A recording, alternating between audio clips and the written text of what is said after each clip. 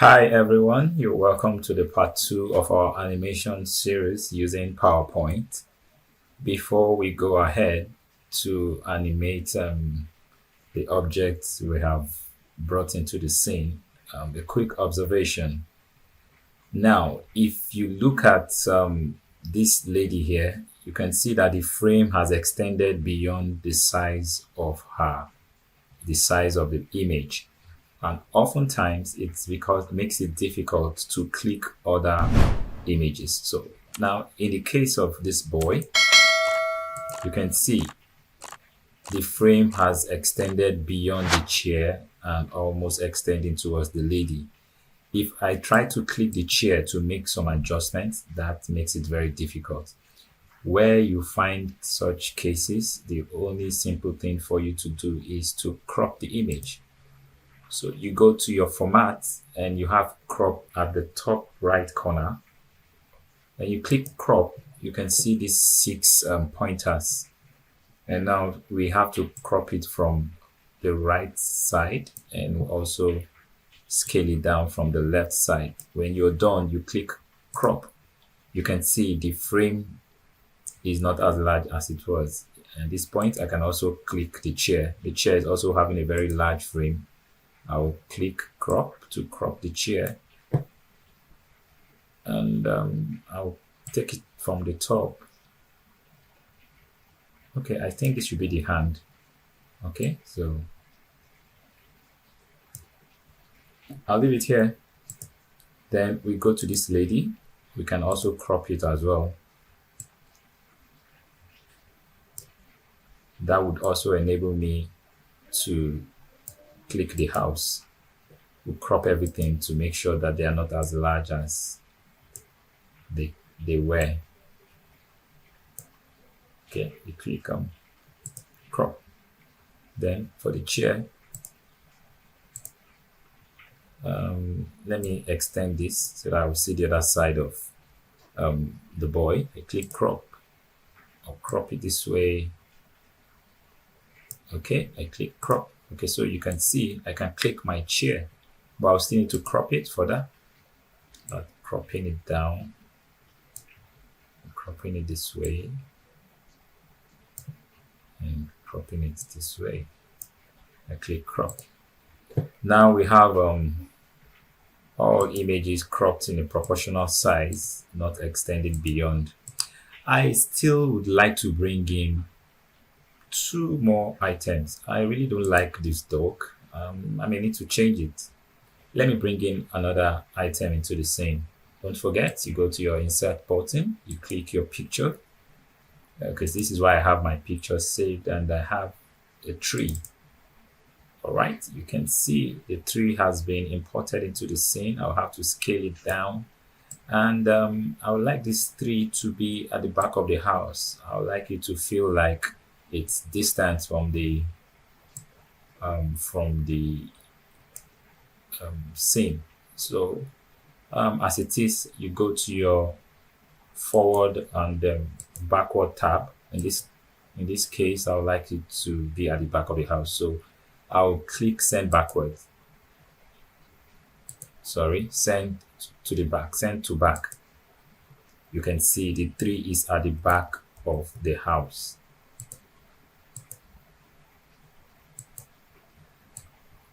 Now, this is exactly what I just explained. I'm having difficulties trying to pick the tree. So in this case, I will still need to crop the house further to enable me pick the tree. Okay, that's cool. So I can pick the tree right here and take it.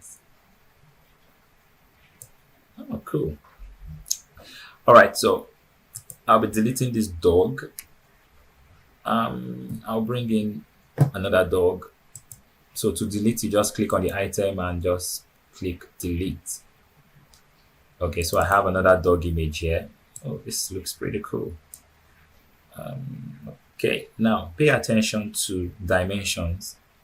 If you look at where the boy is standing, and look at where the boy is standing, it has to be in alignment with where the dog is also standing. If you are not very sure of the line, you may want to use a grid. So this is what I'm trying to say. Now this chair is assumed to be forward, and as a result of that, it cannot be on the same line with the house. The house is assumed to be backwards. These are some of the things you need to pay attention to make your animation very realistic. Now, if you look at this lady, the lady is assumed to be closer to the camera. So in this instance, we need to scale up the lady to make it bigger. I didn't crop this, so I'll quickly crop this format. Crop, bring it down to this place. Bring it down to this place. Okay, crop. So I have the lady here. I have to still crop the hand. Crop. Bring it down. And take it up. I click crop. Now I have the lady here. So I'll have to scale. So in order not to do it one after the other, I can select both items and make them, I can decide to group them. So grouping it, you can see when you group it, you are able to scale it at the same time.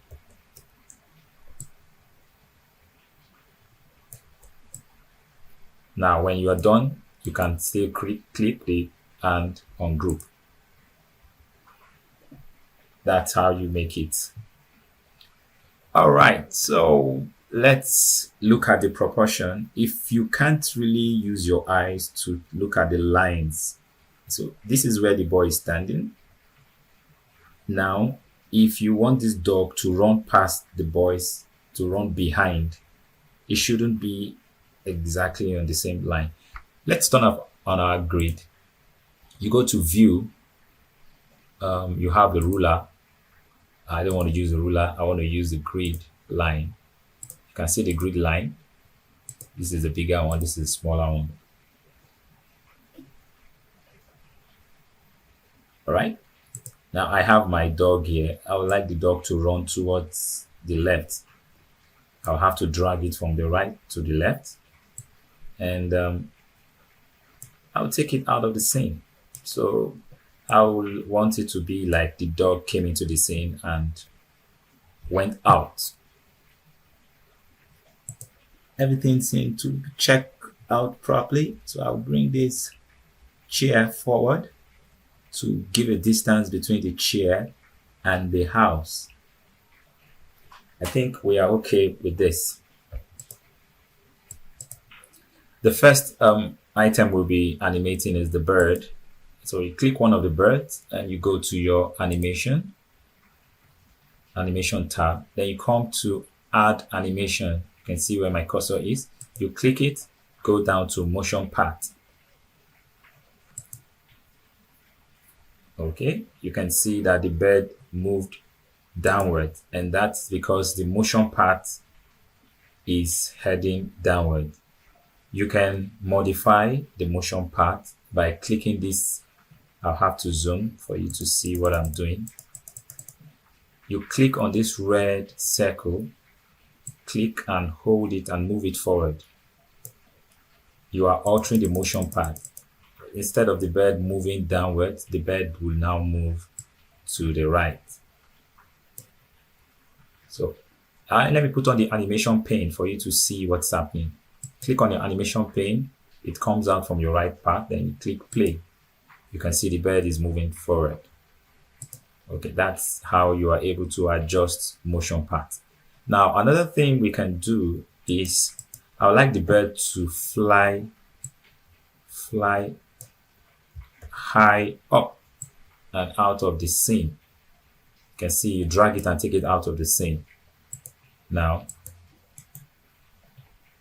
that's when you click play, you can see. However, that seems to be very fast. You can adjust the speed by clicking on this checkbox here. You click it, you have a drop down. You go down to timing. So I have 2 seconds here.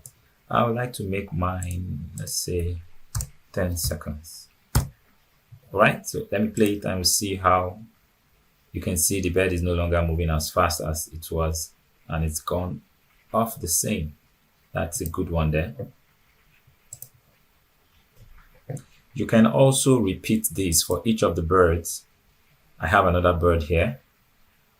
Or better still, you could delete them and duplicate if you do not have time to repeat. So I'm deleting mine and I'll duplicate this. Control D. I have another bird moving that same direction. I have Control D. I have another bird.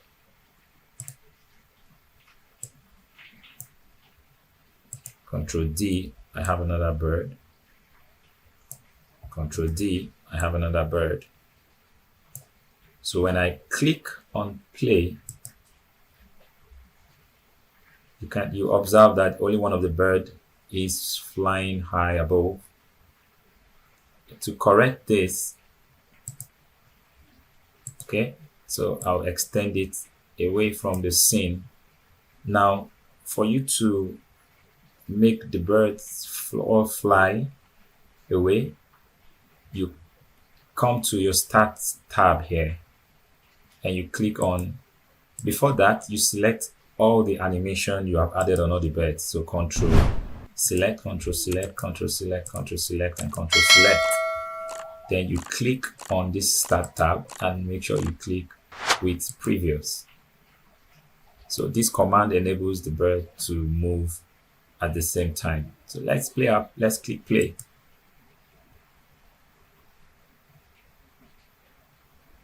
Oh, fantastic.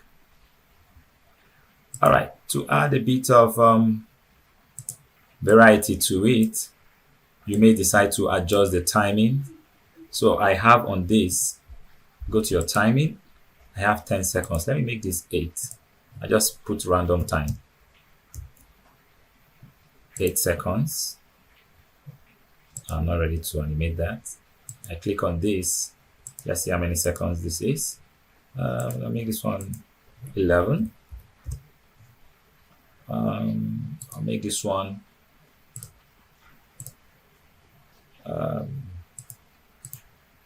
make this one 7. Okay, so when I play it, you can see that they will be moving in a different pace. Okay, so one of them is not moving, which is this. We need to give it a time. Let's see, 11 seconds. Okay, it's time. Let's select Control, select all again, and make it to move with previous. So let's click. All right, you can see the birds are flying. Oh, wonderful. Okay, you can see I need to animate them away from the scene, and that's why you saw that they were stopping.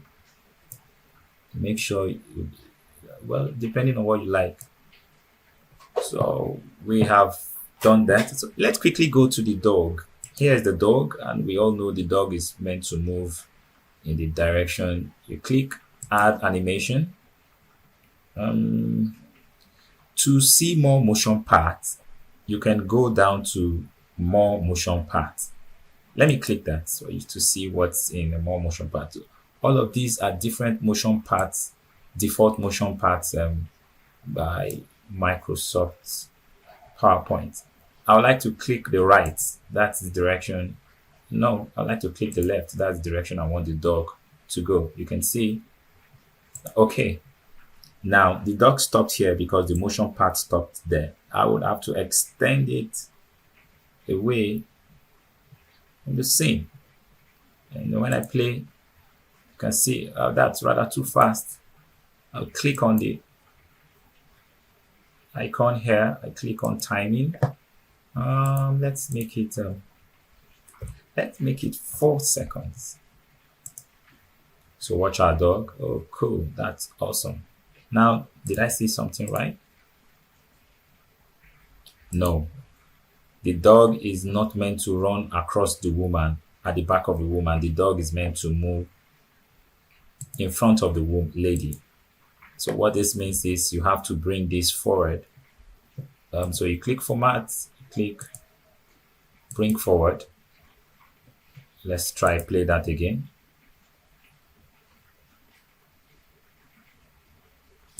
Oh.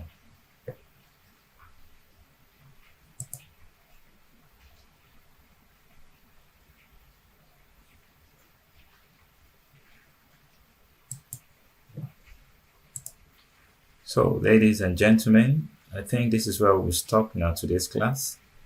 You can animate your bird and animate your dog, and let's see how well you do it. If I'm to play this again, you see that the dog is running in front of the woman, and that's how it's meant to be, not at the back. I'll play it again one more time. You can see. All right. If you observe, the birds are not moving. So in situations like this, you have to select all of them and click with previous. Control select, control select, control select, control select, control select. What you are doing by this is you're giving a command for all of them to move at the same time, but at different timings and different duration. You click on animation, you go to your stats, you click with previous. The birds and the dog will move at the same time. You can see that. You can see that. You can see that. Beautiful. All right, so that come your way again. I would like you to practice this and let me have what you think at the comment section. You can also send an email to me and let's know how well you're doing. See you next time.